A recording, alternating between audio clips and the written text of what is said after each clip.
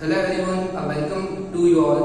Today we are going to start the last part number 2 of our chapter number 7, Prairies, the grasslands. In this part, we will discuss the vegetation which is being done in the prairies. So let's start. Vegetation. Vegetation consists mainly of grass and a few trees. Vegetation का meaning क्या है, जो हमने chapter 4 में भी discuss किया था democratic Republic of Congo में. वेजिटेशन इज किसी भी एक पर्टिकुलर एरिया में हमको जो प्लांट्स ट्रीज देखने मिलते हैं उनको ही क्या कहते हैं हम, वेजिटेशन. सो वहाँ की वेजिटेशन कैसी है, जनरली ग्रास हमको मिलती है और कुछ ही ट्रीज देखने मिलते हैं.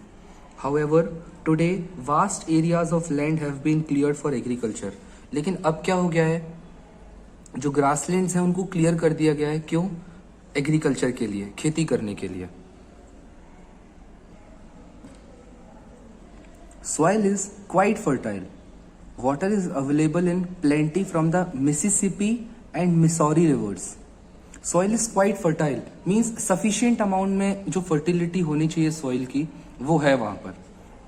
और water जो है वो बहुत ज़्यादा amount में हमको मिल जाता है. Plenty का meaning होता है बहुत ज़्यादा. So कहाँ से मिल जाता है, वहाँ पर rivers हैं, Mississippi and Missouri river. Mississippi rivers जो है, जो river है वो सेकेंड लॉन्गेस्ट रिवर मानी जाती है नॉर्थ अमेरिका कॉन्टिनेंट की अगर हम बात करें. एंड जो मिसौरी रिवर है वो भी कहाँ पर है, यूनाइटेड स्टेट्स ऑफ अमेरिका में. The main crops grown are wheat, maize, rye, oats and barley. जो मेन क्रॉप्स है वहाँ पर जो ग्रो होते हैं वो ये क्रॉप्स हैं, wheat, maize, oats and barley. Prairies are called the wheat basket of the world as farmers produce enough for the country and also for export. जो प्रेरीज हैं उनको व्हीट बास्केट बोला जाता है क्योंकि जो फार्मर्स हैं यहाँ पर इतना फूड ग्रेन जो व्हीट है वो प्रोड्यूस कर लेते हैं कि पूरी कंट्री के लिए भी वो हो जाता है, प्लस उसको एक्सपोर्ट भी कर सकते हैं वो. The farms are very huge covering thousands of acres. जो फार्म्स होते हैं, जो खेत होते हैं उनके, वो बहुत बड़े बड़े होते हैं, थाउजेंड्स ऑफ एकड़ में फैले हुए थे. एकड़ भी क्या है, मेजरिंग यूनिट है लैंड एरिया का. The farmers live on the farms and call their homes home streets. जो फार्मर्स हैं, जो किसान हैं, वो फार्म्स में ही रहते हैं. मीन्स जो अपना खेत होता है उनका, वहीं पे वो घर बनाकर रहते हैं और उन घरों को क्या कहा जाता है, homesteads. They are prosperous and have all modern comforts. जो फार्मर्स हैं वहाँ के, वो प्रॉस्परस हैं, समृद्ध हैं, सुखी है, संपन्न है, एंड उनके पास हर आधुनिक सुविधाएं हैं.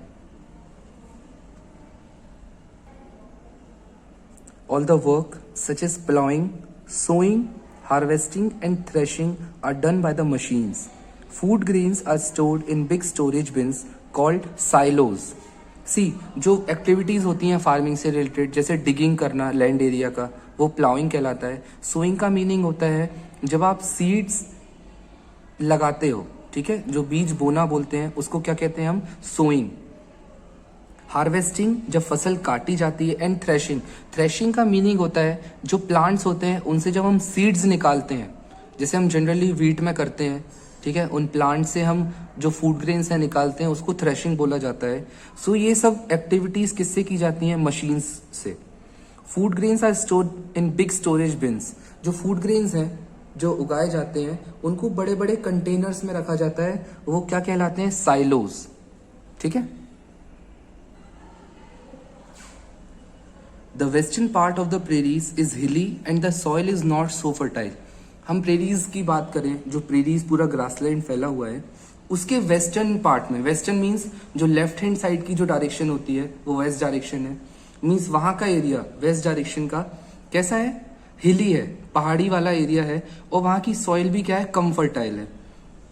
Animals are reared on large open grasslands called ranches.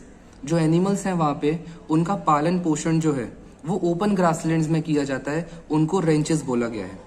They are reared for their meat and products like milk, butter etcetera. उनका पालन पोषण क्यों हो रहा है, ताकि उनसे क्या मिल पाए, उनके मीट के लिए, और जो प्रोडक्ट्स हैं जैसे मिल्क, बटर, वो भी मिलते हैं हमको उनसे. Chicago is an important centre for slaughtering animals. Chicago एक सिटी का नेम है जो United States of America country में है, ठीक है, वो इंपॉर्टेंट सेंटर है स्लॉटरिंग एनिमल्स के लिए। स्लॉटरिंग का मतलब क्या? किलिंग करना। Big dairy farms have been developed, बड़े बड़े डेयरी फार्म्स भी अब डेवलप कर लिए गए हैं। दे हैव मॉडर्न मशीन्स, और उनमें भी क्या है? मॉडर्न मशीन्स हैं। Even milking is done by machines. Milking का मतलब होता है जब आप एनिमल से मिल्क निकालते हैं, उसको मिल्किंग बोला जाता है। सो इवन मिल्किंग भी क्या है? मशीन से की जाती है वहां पर। सो हमारा ये चैप्टर भी कंप्लीट हो चुका है, जिसमें हमने वेजिटेशन देख लिया प्लस उनके फार्म्स देख लिए। ठीक है, so everyone, our chapter is completed, and this is all for the part number 2. We have seen the vegetation, means the crops grown in prairies. We have seen prairies is also called as wheat basket of the world. The quantity of wheat produced in prairies is sufficient for the country also, and they export to other countries also. Then we have seen other things, that the animals are reared in the open grasslands, which are called as ranches. So this is all for the video. I hope you clearly understood the meaning of vegetation. Thank you.